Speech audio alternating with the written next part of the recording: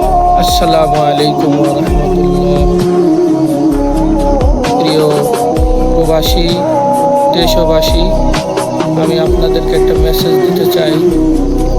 আপনারা কিছুদিন ধরে দেখতেছেন আমাদের এমপি সাহেব হানজালা সাহেব, তিনি সংসদে একটা ভাষণ দিয়েছেন, যেখানে বিশ্বনবী মুহাম্মদ সাল্লাল্লাহু আলাইহি ওয়াসাল্লামকে নিয়ে যারা কটূক্তি করে তাদের ফাঁসি কার্যকরের জন্য একটা আইন পাশ করার কথা বলেছেন।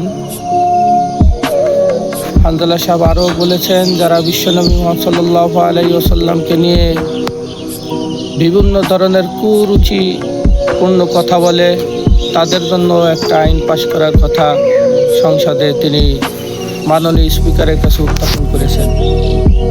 কিন্তু আমার আশার বিষয় হলো, ক্যামেরার সামনে আমি দেখতেছি কথিত কিছু সুন্নিরা যারা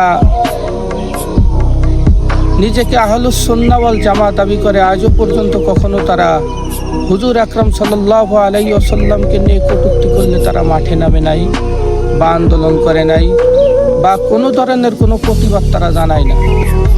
অথচ আমার খুব ভালো লাগলো ভিডিওটা দেখে।